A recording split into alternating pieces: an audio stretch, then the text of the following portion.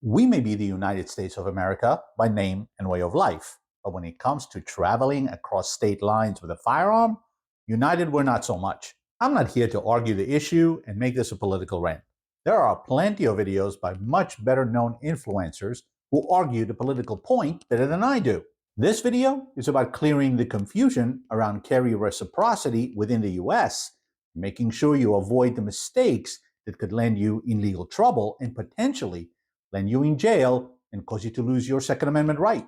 If you get value out of this video, please smash that like button and subscribe to the channel. It would be much appreciated. Let's get to it.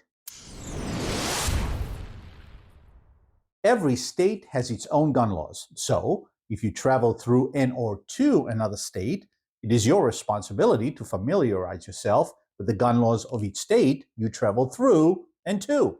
So let's break it down to a few important points.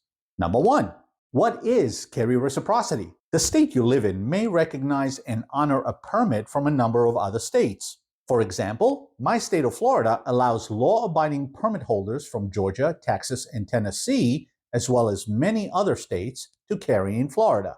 On the flip side, 37 states allow law-abiding Florida permit holders to carry a firearm in their state. These states reciprocate the right to carry, hence the term reciprocity. However, as a Florida permit holder, states like New York, California, Illinois, Maryland, and a few others do not recognize my Florida permit and do not allow me to possess, let alone carry, a firearm in their state. Such states do not practice reciprocity and likely do not with any state. They can kiss my ass. There are two exceptions. One is for active and former law enforcement personnel. This right is granted by a federal law known as the Law Enforcement Officers Safety Act, commonly referred to as H.R. 218. The other is for those who manage to obtain a non-resident carry permit in a state that normally does not have reciprocity with their home state. Number two, your final destination. If you travel by air to a state that has reciprocity with your home state, the process is fairly simple. You declare your firearm with TSA when you check in your bags, complete the process, and pick up your firearm at your final destination. If you only have a carry-on, you must still declare and check in your firearm with the TSA. Do not bypass the step and head directly to your gate. It will not end well. Now, if you're the adventurous type and take a road trip to your final destination, you're likely traveling through multiple states on your way there. Now, you must understand and abide by the gun laws of all the states you travel through, as well as the gun laws of your final destination state. For example, if you drive from Florida to Texas, you'll likely drive through Alabama, Mississippi, and Louisiana. All three honor Florida permits, so this is an easy one. However, self-defense laws may vary, and it is your responsibility to know what the nuances are, if any. Ignorance is not an excuse, so do your homework. Ignorance is not a crime. But what if you want to take a road trip from Florida to Vermont or New Hampshire, two states that have reciprocity with Florida? You now have to plan your trip far more carefully because the most direct route is about as unfriendly and prohibitive to non-resident permit holders as it gets. Once you get through Virginia, you have Maryland, D.C., New Jersey, New York, Connecticut, Rhode Island, and Massachusetts, none of which have a reciprocity with Florida between you and your final destination. Of course, you could lean a little left, and I don't mean politically, through West Virginia and Pennsylvania, but there is no way to avoid driving through New York to get to Vermont or New Hampshire.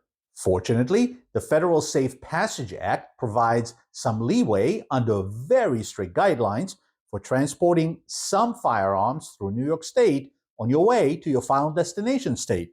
However, even if you do everything by the book, New York State law enforcement may still detain and even arrest you, and it will then be your burden to prove that you did not break the safe passage laws to New York State's judicial satisfaction. Good luck with that. The bottom line is that it's your responsibility to know the laws of each state you pass through and to, and know the risks of doing so. Number three, constitutional carry. More than half the states allow for some form of constitutional carry. That means law-abiding residents of the state who meet certain criteria may carry a legally obtained firearm, open or concealed, on their person without a permit. The Second Amendment of the U.S. Constitution is their permit, hence constitutional carry. However, not all states allow non-residents to practice constitutional carry in their state. You can't be serious. Therefore, you may still need to bring your home state carry permit with you if you intend to carry there, provided there is reciprocity between your home state and a constitutional carry state you're visiting. So please, don't assume that constitutional carry is a carte blanche for you to carry. Do your homework. Number 4, common sense is not common. We'd like to believe that lawful self-defense is pretty straightforward.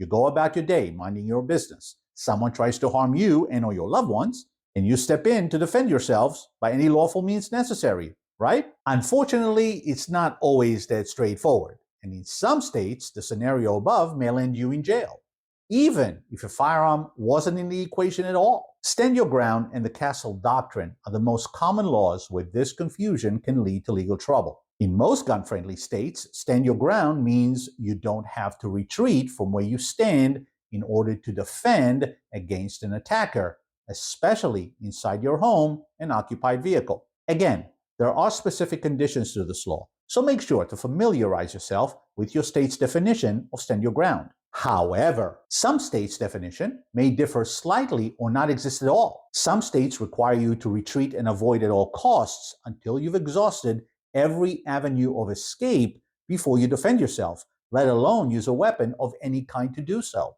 Even if you had a carry permit in that state, and even inside your home. If you travel to such a state and taking a firearm or other carry weapon isn't permitted, familiarize yourself with that state's self-defense laws. It is very likely they bear little resemblance to where you come from, even without the use of a firearm. I don't want to go there. And number 5, have a plan for the aftermath. Carry reciprocity is just that, the ability to carry and defend yourself in another state. Nothing more. However, whether you're treated as a victim, suspect, or perpetrator may not be reciprocated. As a gun owner, you ought to have self-defense insurance that covers you in all states you intend to travel through and to.